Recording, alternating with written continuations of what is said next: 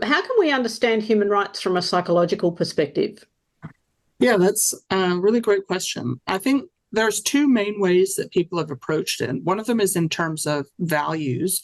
The idea of values is that concepts like freedom and equality are taught to us in schools by our parents, by religious and political leaders, and they become foundational standards that we apply to all areas of our lives.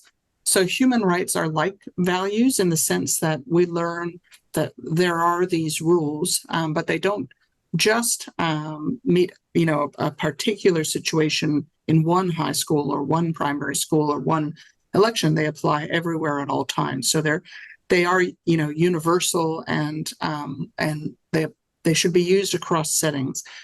That's a very important lens. And I think for me, the piece that's missing is the concept of groups and group norms. So the other major way that people have looked at human rights is through that lens of groups and group norms. And here we see that groups have rules or social standards for behavior, which are called norms, and human rights are examples of those norms. So when we say that people should be treated with equal equality before the law and with dignity and respect, it doesn't take long to think of historical groups that have not experienced that and have not given that. Even here in Australia, the Indigenous peoples have been historically deprived of rights. And by taking that lens of groups and group norms, we can start to think that progressing human rights is a matter of changing identities and changing norms. And we know from the psychology of intergroup relations and group processes something about how to do that.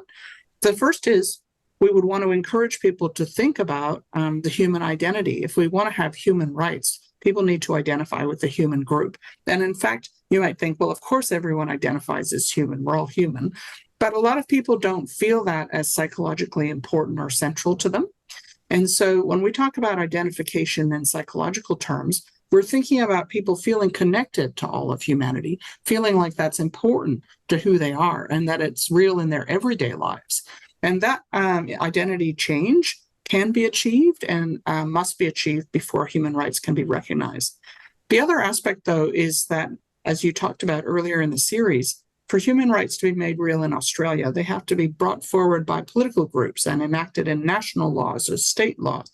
Those are other real identities. So the norms of those other identities, like Australia and Queensland, have to change. Particular political parties have to embrace human rights as part of their platform.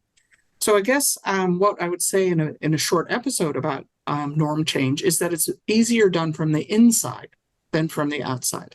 So coming back to your point about bipartisanship, to build bipartisanship, the best method is not to stand in one group and shout at the other. The best way to build bipartisanship is to reach out to in-group champions or people within the other party that can speak from their own values, speak from their own groups, core values and norms, and how this connects with and builds on that, and speak also about the interests of the group and why this is a positive direction change. And so it's those respectful conversations where the authentic voices within groups are allowed to speak and articulate and raise questions that are going to progress this agenda in the longer term.